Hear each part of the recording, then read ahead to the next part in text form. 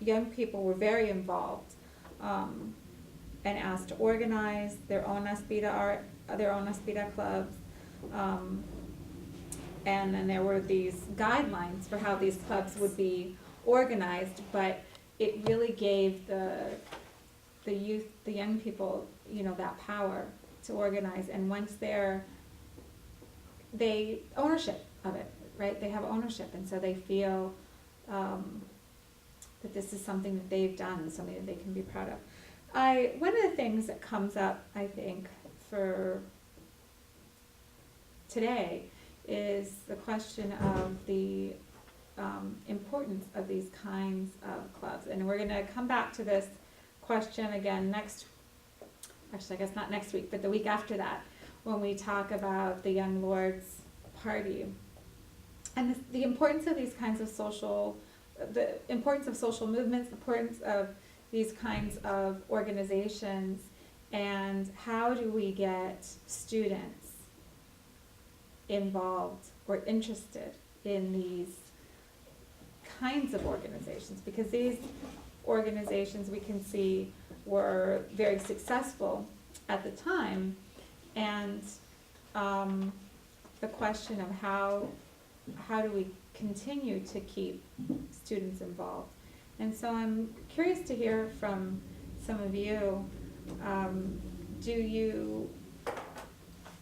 how at your schools do you see students having that kind of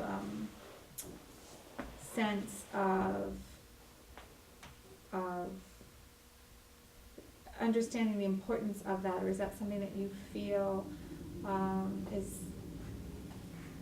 is something you'd like to maybe see developed further in your students, or do you already feel that your students really have this kind of social awareness and this interest in participating in these kinds of organizations?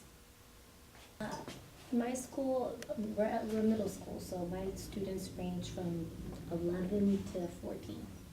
Mm-hmm. And we have a student government and we have a school newspaper. Both are run by the students. And obviously there's a teacher there facilitating. So I facilitate the student government portion. And the children definitely are very involved, but I think because they're young, it's important to let them know that they have voice and that they have choice, but it's limited. Mm-hmm. Yeah, and I think one of the key ideas would be like these 8 required steps. Mm-hmm. Maybe we could bump some of these off from here and push in my school, because they understand that they have voice and they understand that they have choice, and they advocate for themselves very well and very loudly, but they still don't know how to gauge between which battles to choose, which ones can you really win. I mean, they think it's just I want this and we're gonna fight for this, and they don't really know how to weigh the pros and cons of every single situation. But I mean, that's middle school. I was going to say something else and it totally left my brain, so I will be back with that. Okay. We're also we're wrapping up on our Industrial Revolution unit, and one of the things that we were talking about was progressive movement, and the idea how the progressive movement was born out of ideas of reforming society. So the question was brought up to them, what would you reform? Think about issues, whether it's in school or in the neighborhood or even in your community or even bigger, that you would want to work on. And we had a few kids that wrote down what they want to do and started talking about how to get it started. So I'm hoping that there's enough wood under their fire and it'll continue. Mm-hmm. But some of the ideas were clubs on global warming.